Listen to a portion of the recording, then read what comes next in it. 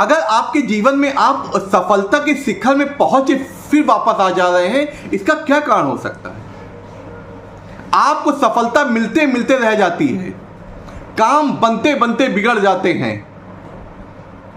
ऐसी अगर कंडीशन आपके साथ में आ रही है तो आपकी कुंडली में कहीं ना कोई ऐसा दोष है जिसके कारण ये सफलता आपको नहीं मिल पाती है, जिस सफलता के आप हकदार होते। तो आज मैं उसी एक दोष के बारे में चर्चा करूंगा कि अगर आपकी कुंडली में वो दोष है तो ये सब चीजें आपके जीवन में स्वाभाविक होंगी, और उस दोष के भंग होने के क्या कारण होते और उस दोष को समाप्त करने के लिए या उससे मुक्ति पाने के क्या उपाय हैं, और ऐसी कौन सी विशेष पूजा है जिसको करके आप अपने जीवन में ये जो चक्र हो रहा है, जो आपको सफलता ना मिलने का, उससे आप मुक्ति पा सकते हैं। वो योग होता है विष योग। नाम से ही पता लगता है विष योग। इसका मतलब कि विष किसमें होता है? सर्प में, कि वो आपकी सफलता में आड़े आ जाता है। आप सफलता में जैसे ही ऊपर पहुंचते हैं, जिसके प्रभाव के कारण आप नीचे आ जाते हैं। ये अगर आपकी कुंडली में है तो आपकी माता को कष्ट, आपके जीवन में बैलेंसिंग नहीं हो पाती है, दाम्पत्य जीवन में भी सुख नहीं मिल पाता है, और यहां तक होता है कि आप कोई भी अपना बिजनेस चालू करते हैं, आपको अच्छा ऐसा लगता है कि खूब हमको पैसे आने वाले हैं, अब इसमें हमने सफलता पा ली, लेकिन कोई ऐसी घटना या ऐसी कोई चीज हो जाती है जो आप वापस आ जाते हैं।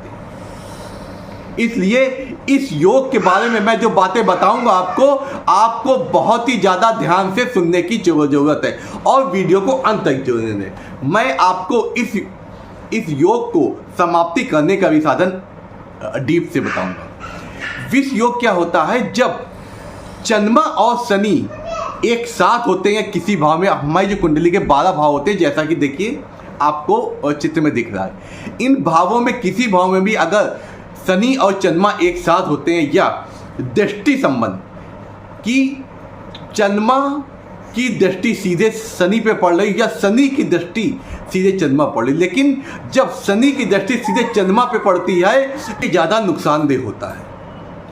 तो इसके लिए आपको क्या करना है, ये दोष किस तरह भंग हो सकता है?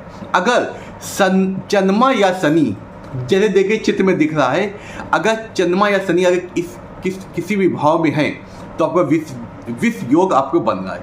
तो आप अगर इस भाव में गुरु की दृष्टि हो जाए या बृहस्पति की दृष्टि हो जाए तो ये दोष स्वतः ही खत्म हो जाता है। वो क्यों?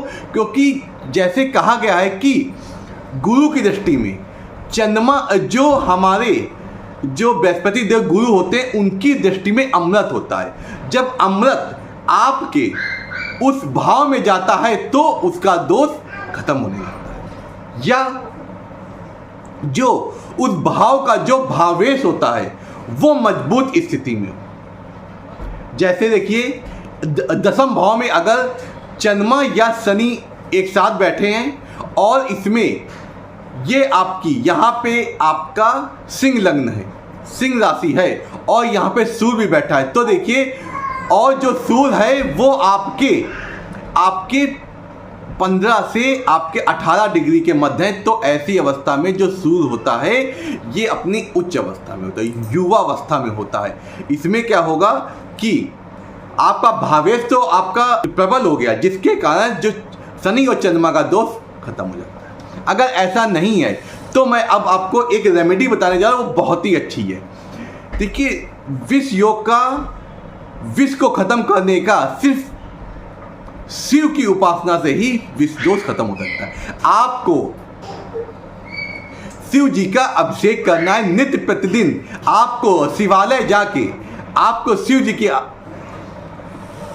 आराधना करनी है, या किसी एक विशेष मंत्र से, या शिव जी के जो भी मंत्र आपको आता हो, ओम नमः शिवाय या रुद्र गायत्री मंत्र जो भी आता हो, उससे आप अगर चैंट करते हैं तो ये दोष आपका खत्म होने लगता है।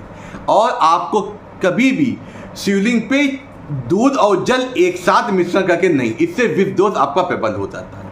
और आपको कभी भी रात में दूध नहीं पीना चाहिए, इससे विष दोष बढ़ता है।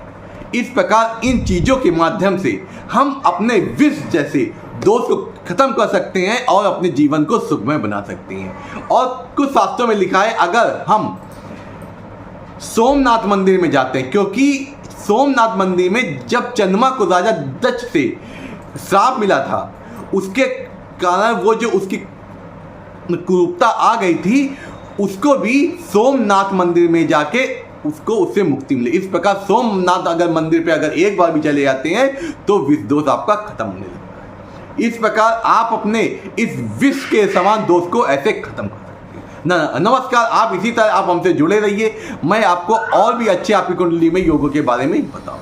नमस्कार।